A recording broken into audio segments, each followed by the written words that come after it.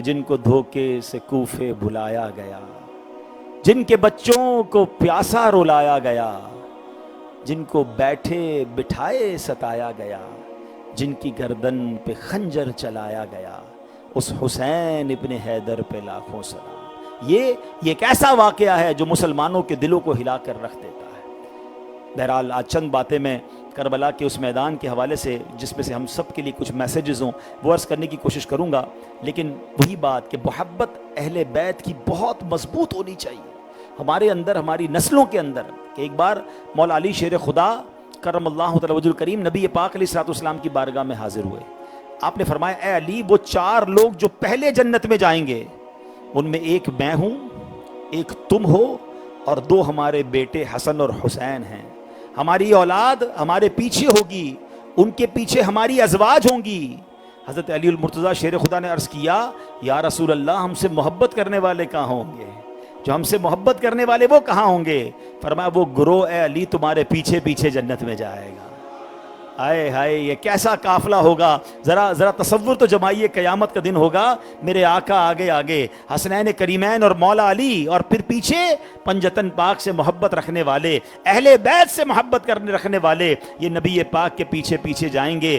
خوبصورت شعر ہے نا کہ باغ جنت میں محمد مسکراتے جائیں گے، پھول رحمت کے جھڑیں گے، ہم اٹھاتے جائیں گے، اور خلد میں ہوگا ہمارا داخلہ اس شان سے، یا رسول اللہ کا نعرہ لگاتے جائیں گے۔ اچھا، یہاں ایک کنفیوژن میں دور کر دوں۔ کربلا کا واقعہ جب بھی بیان کیا جاتا ہے تو کچھ لوگ اعتراض کرنے والوں کو کوئی نہ کوئی اعتراض ڈھونڈ ہی لینا ہوتا ہے۔ وہ اعتراض کرتے ہیں کہ جناب صحابہ کرام میں سے تو کوئی بھی نہیں گیا تھا کربلا والوں کے ساتھ، یہ صرف اہل بیت والے کیوں گئے ہیں؟ صحابہ کرام بھی تو اس دور میں تھے، تو کربلا کے اس میدان میں جو لوگ شہید ہوئے اس میں تو صحابہ کرام نہیں تھے؟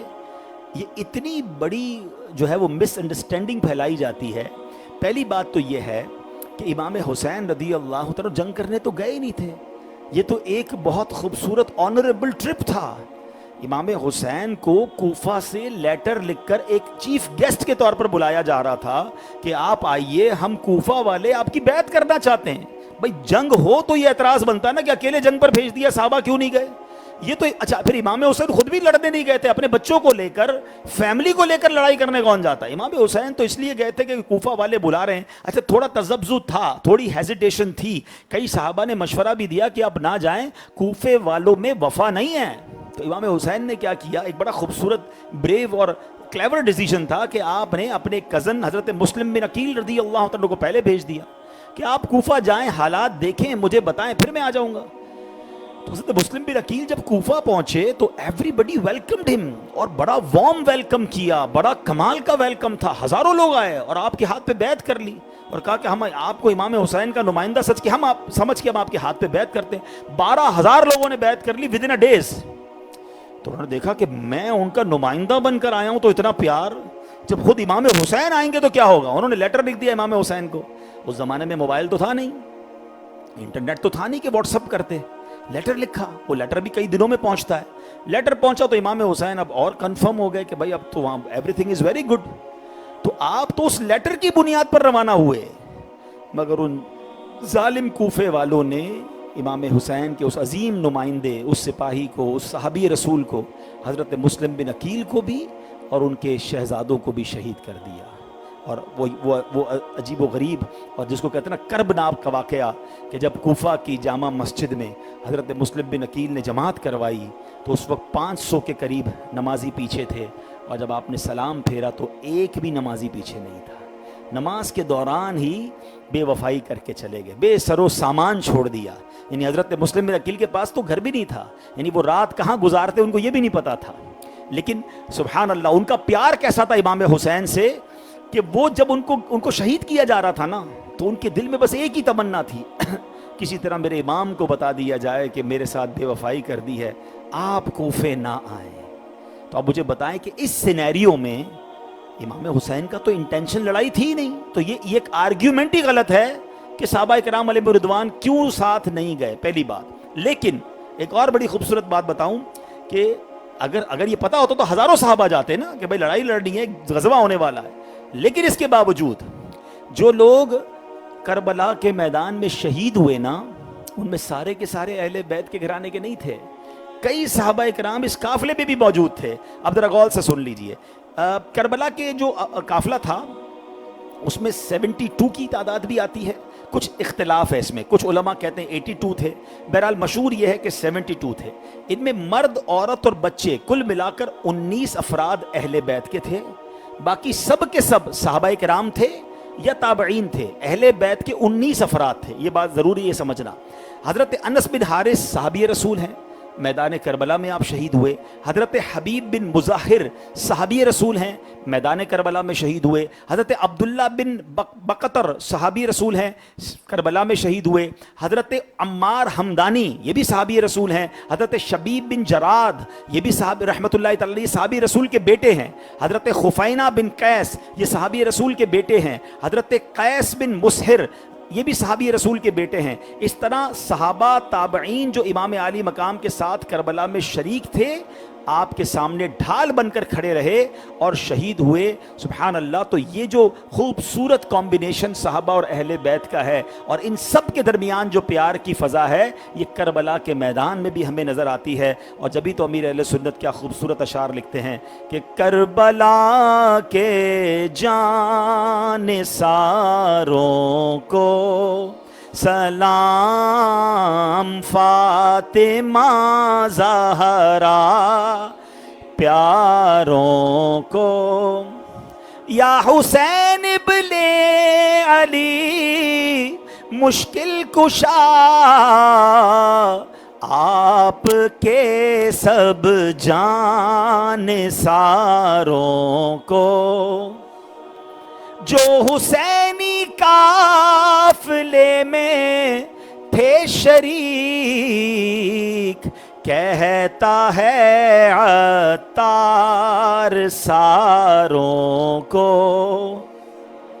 تو یہ عظیم قافلہ تھا، اور سبحان اللہ قرآن کریم کی بہت ساری آیات میں اس طرح اللہ کی راہ میں قربانی دینے والوں کے فضائل کیسے بیان ہوئے۔ اللہ قرآن کریم میں فرماتا ہے فَالَّذِينَ هَاجَرُوا وَأُخْرِجُوا مِن دِيَارِهِمْ وَأُوذُوا فِي سَبِيلِي وَقَاتَلُوا وَقُتِلُوا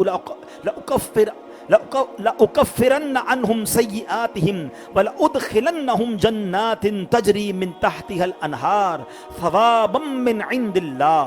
سبحان اللہ۔ پس جنہوں نے ہجرت کی اور اپنے گھروں سے نکالے گئے اور میری راہ میں انہیں ستایا گیا اور انہوں نے جہاد کیا اور قتل کر دیے گئے، تو میں ضرور ان کے سب گناہ ان سے مٹا دوں گا۔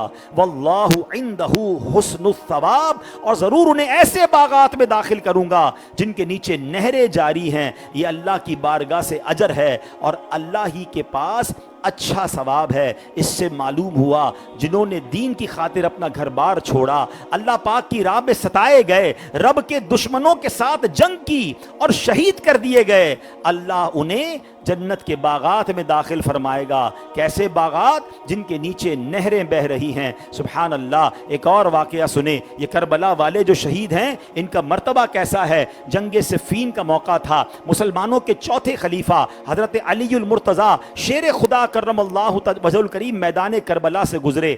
آپ نے نماز فجر ادا کی، پھر اس میدان سے مٹی کی ایک مٹھی بھری، اسے سونگھا، پھر درد بھرے لہجے میں کہا اوہ اوہ یہ وہ جگہ ہے جہاں ایک جماعت شہید کی جائے گی، وہ سب کے سب بغیر حساب کے جنت میں داخل ہوں گے۔ مولا علی کو یہ بھی پتا تھا کہ کہاں کربلا کا واقعہ ہوگا، کون شہید کیے جائیں گے، اور مرتبہ کیا ہوگا کہ سب کے سب بلا حساب جنت میں جائیں گے۔ اے میرے پیارے اسلامی بھائیوں، اب ذرا اس واقعے میں کچھ ایسی شہادتیں بھی ہوئی ہیں جس سے جانثاری کے اور اہل بیت سے محبت کے ایسے واقعات سننے کو ملتے ہیں کہ ایمان تازہ ہو جاتا ہے۔ سب سے پہلے کربلا کے میدان میں کس کو شہادت ملی؟ یہ بڑا امپورٹنٹ ایک سوال بھی بنتا ہے۔ حضرت مسلم بن عوف سجا تھے، ان کا نام تھا حضرت مسلم، جو سب سے پہلے شہید ہوئے۔ آپ یزیدی فوج میں اترے، اپنی بہادری کے جوہر دکھائے، زخم کھا کر جب زخمی ہو گئے کافی زیادہ تو امام حسین اپنے اس دیوانے کے پاس پہنچے، جسم زخمی ہے، خون بہہ رہا ہے، دم لبوں پر ہے، آخری سانسیں ہیں۔ امام عالی مقام جب ان کے قریب پہنچے تو ایک اور صحابی حضرت حبیب بن مظاہر، صحابی رسول کے غالباً یہ بیٹے تھے، یہ بھی ساتھ تھے۔ حضرت حبیب نے فرمایا اے مسلم، اے میرے دوست، تمہیں شہادت مبارک ہو، شہادت کا رتبہ پا کر جنت میں جا رہے ہو۔ تو حضرت مسلم بن اوسجا جن کی آخری سانسیں چل رہی ہیں، پتہ ہے وہ حضرت حبیب سے کیا کہتے ہیں کہ اے حبیب تمہیں میری وصیت ہے میرے امام کی حفاظت کرنا، شہید ہو جانا مگر میرے امام کو آنچ نہیں آنے دینا۔ خود جا رہے ہیں اور اپنے دوست کو کیا کہہ رہے ہیں کہ اب تمہاری ڈیوٹی ہے۔ اس طرح ان اللہ والوں نے اپنی جانیں امام عالی مقام اور ان کے گھرانے پر قربان، اللہ کے نام پر قربان کی۔ ایک اور واقعہ، حضرت وہب، یہ بنو کلب قبیلے کے ایک نوجوان تھے، ان کے والد وفات پا چکے تھے، بوڑھی بیوہ ماں تھی، ماں کے اکلوتے بیٹے تھے، اور ابھی شادی کو 17 دن ہوئے تھے۔ بڑا خوشیوں کے دن ہوتے ہیں نا، جو ارلی میرج کے جو ڈیز ہوتے ہیں، 17 دن شادی کو ہوئے تھے۔ امی جان روتے روتے آتی ہیں، بیٹا کہتا ہے امی جان آپ کیوں رو رہی ہیں؟ کہا بیٹا مجھے تیری جدائی تو برداشت نہیں ہے، میری آنکھوں کا تو نور ہے، مگر بیٹا ان کا گاؤں کربلا کے قریب تھا۔ انہوں نے کہا بیٹا قریب ہی کربلا کے میدان میں جگر گوشہ بطول، بی بی فاطمہ کے گلشن کے پھول، امام حسین اپنے قافلے والوں کے ساتھ آئے ہیں، یزیدیوں سے مقابلہ ہے، بیٹا یہ کیسے ہو سکتا ہے کہ ہم اپنے گھر میں رہیں اور اللہ کے نبی علیہ الصلوۃ والسلام کے نواسے شہید کر دیے جائیں؟ میں تیری جدائی برداشت تو نہیں کر سکتی، مگر بیٹا میری یہ خواہش ہے کہ جب رب نے مجھے بیٹا دیا ہے تو میرا یہ جوان بیٹا امام حسین کے قدموں پر قربان ہو جائے۔ وہ بیٹا کہتا ہے کہ میں ذرا اپنی بیوی سے بات کر لوں۔ ماں کہتی بیٹا بیوی سے بات کرے گا تو بیوی نے کہاں اجازت دینی ہے، عورت تو ناقص العقل ہوتی ہے۔ کہتا ماں بس آپ نے امام حسین کی محبت کی بات ایسی دل میں کر دی ہے، اب بیوی روکنا چاہے بھی تو نہیں روک سکے گی، لیکن اس بیچاری کی زندگی میرے ساتھ وابستہ ہے، میں کچھ اس سے باتیں کر لوں۔ بیوی کو جا کر کہتے ہیں کہ میں جا رہا ہوں، امام حسین کے قدموں پر قربان ہونے جا رہا ہوں، اب جنت میں ملاقات ہوگی، مجھے معاف کر دینا میں زیادہ وقت تمہارے ساتھ گزار نہ سکا، صرف 17 دن گزارے ہیں۔ وہ بیوی کہتی ہے اگر ایسی بات ہے، اہل بیت پہ قربانی کی بات ہے تو خوشی خوشی جائیے، بس ایک وعدہ کر لیجئے، کیونکہ آج آپ نے شہادت پانی ہے، امام حسین کے قدموں پر قربان ہونا ہے، ان کے نانا جان نے تو آپ کی شفاعت کر دینی ہے، کل قیامت کے دن اور جنت میں آپ کو بہت ساری حوریں ملیں گی، مجھے اپنا ساتھ ضرور رکھیے گا، یہ وعدہ کر کے جائیے کہ جنت میں آپ مجھے اپنے ساتھ رکھیں گے۔ اس 17 دن کے دولے نے اپنی نئی نویلی دلہن سے یہ وعدہ کیا۔ اللہ اکبر، تلوار اٹھاتے ہیں، امام حسین رضی اللہ تعالیٰ کے قدموں میں حاضر ہوتے ہیں، کہتے حضور اہل بیت نہیں، پہلے ہماری جان جائے گی، یہ کیسے ممکن ہے کہ آپ ہمارے علاقے میں آئے ہیں اور دشمن آپ پر تلوار اٹھائے؟ امام حسین سے اجازت لے کر اللہ اکبر تلوار لے کر یزیدی لشکر میں گھس جاتے ہیں۔ کئی یہودیوں کو واصل جہنم کرنے کے بعد یہ 17 دن کا دولہ زخموں سے چور چور ہو کر جب آپ بالکل زخمی ہو کر گر جاتے ہیں تو اللہ اکبر ایک یزیدی نے اس دولے کا، اس نوجوان کا سر تن سے جدا کیا اور سر نیزے پر اٹھا کر اس بوڑھی ماں کی طرف اچھالا۔ جب بوڑھی ماں نے جب وہ اپنے بیٹے کا سر اٹھایا، اللہ اکبر وہ کیسی ماں تھی، وہ کہتی ہے اپنی جھولی میں وہ سر رکھ کر کہتی ہے اے میرے بیٹا اب تیری ماں تجھ سے راضی ہے۔ اب وہ سر اس نے دلہن کو دیا، اس نئی نویلی دلہن نے جب وہ سر اپنی گود میں رکھا، اسی وقت جھرجھری لی اور اس کی روح قفس انصری سے پرواز کر گئی، اس کی بیوی بھی اس پر نثار ہو گئی۔ اللہ اکبر، سر خروئی اسے کہتے ہیں کہ راہ حق میں، سر خروئی اسے کہتے ہیں، سر خروئی اسے کہتے ہیں کہ راہ حق میں سر کے دینے میں ذرا تو نے تأمل نہ کیا۔ اے میرے پیارے اسلامی بھائیوں، یہ ہے واقعات کربلا، ایسے ایسے واقعات ہیں اور ایسی ایسی قربانیاں ہیں کہ عقل حیران ہو جاتی ہے۔